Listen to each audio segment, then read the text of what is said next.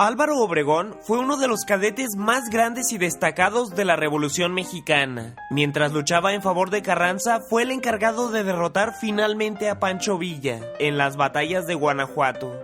Claro que derrotar al mítico Centauro del Norte tuvo un alto precio, pues en esas mismas batallas una granada le cercenó gran parte del brazo derecho. El mismo Obregón contaba que nadie podía encontrar su mano, hasta que a alguien se le ocurrió sacar una moneda de oro. Entonces, al percibir el preciado metal, la mano de Obregón salió de su escondite y agarró fuertemente la moneda. Y aunque desde el principio el renombrado Manco de Celaya dijo no tener interés en conservar su extremidad perdida, seguro que alguien se interesó en conservarla, pues fue colocada en un frasco con formol. Años después, el frasco fue robado por una meretriz y, según se narra, fue colocada como atracción turística en un burdel de la avenida Insurgentes. A la muerte de Carranza, el cadete Obregón se convirtió en presidente, con lo que la mano derecha en formol generó mucha más plusvalía.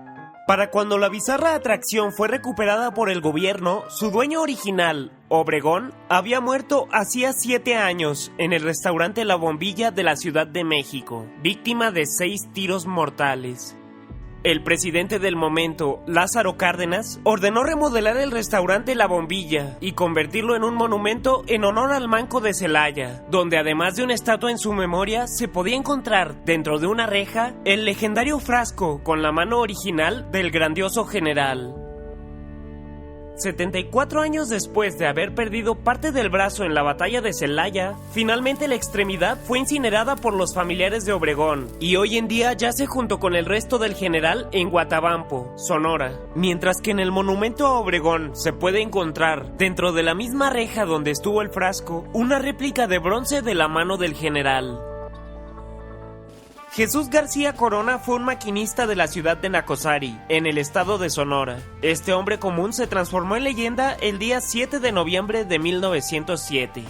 Ese día, mientras realizaba varios viajes desde Nacosari hasta una mina cercana, se le encargó que transportara varios vagones cargados de poderosa dinamita, que se necesitaba para las labores de la mina. Sin embargo, por una serie de fallas técnicas, varias brazas de la locomotora escaparon y cayeron justo en las cajas de dinamita, que comenzaron a incendiarse. A pesar de que algunos trabajadores del tren intentaron inútilmente apagar las llamas, Jesús les ordenó a todos que saltaran del tren y se pusieran a salvo. Jesús, en un intento de salvar todas las vidas posibles, activó el acelerador de la locomotora a su máxima capacidad y se alejó a toda velocidad del poblado de Nacosari.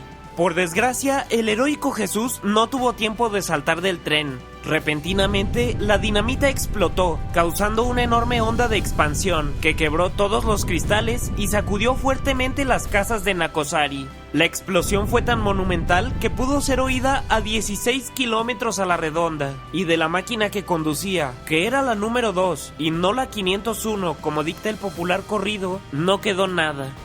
Del pobre Jesús casi no quedó nada, siendo únicamente reconocido por las botas que estaba usando. La heroica hazaña de Jesús García, al alejar los vagones explosivos, todo lo que pudo de Nacosari, salvó cientos de vidas, y desde entonces se renombró al pueblo como Nacosari de García. En su aniversario luctuoso, el 7 de noviembre, se celebra a nivel nacional el Día del Ferrocarrilero, mientras que Jesús es recordado como el héroe de Nacosari.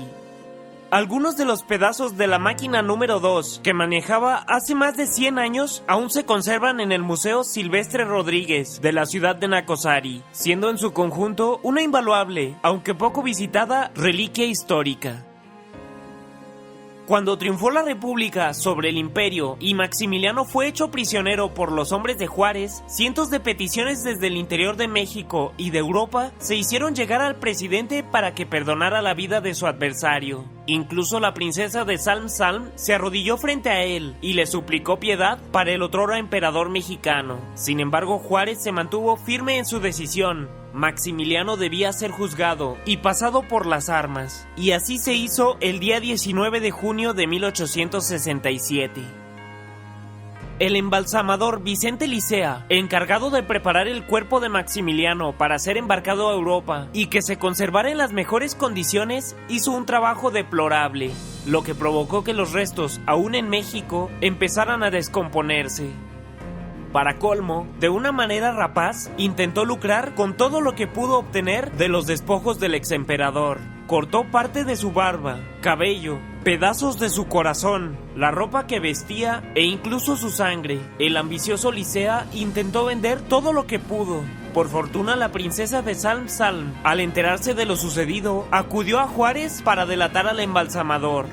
Licea fue arrestado y sentenciado a 2 años de prisión, y los objetos que pretendía vender le fueron confiscados, algunos de los cuales aún se conservan, como por ejemplo, una de las balas extraídas de su cuerpo, trozos de cabello y de su barba, la máscara mortuoria del emperador, incluso la mesa donde fue embalsamado y el ataúd en el que fue colocado el cuerpo se encuentran repartidos entre el Museo Nacional de las Intervenciones y el Recinto a Juárez, en Palacio Nacional.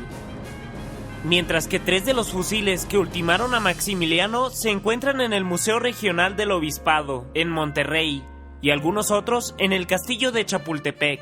Como anécdota curiosa, cabe mencionar que, dado el ignominioso trabajo de embalsamamiento realizado, el cadáver de Maximiliano tuvo que ser intervenido por segunda ocasión en la Ciudad de México, para drenar correctamente todos los líquidos de su cuerpo, que ya empezaba a descomponerse.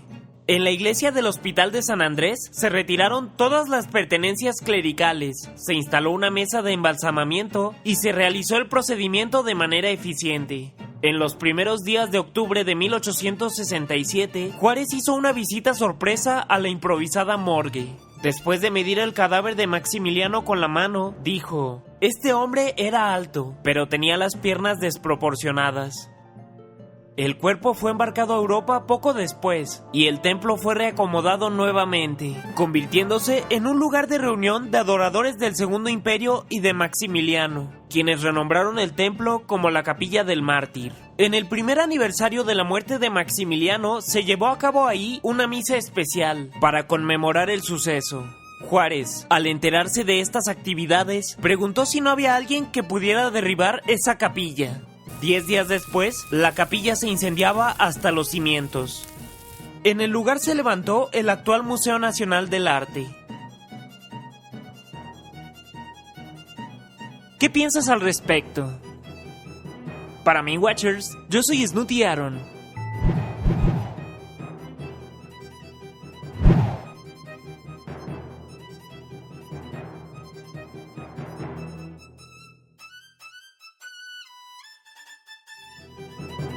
Hasta la próxima.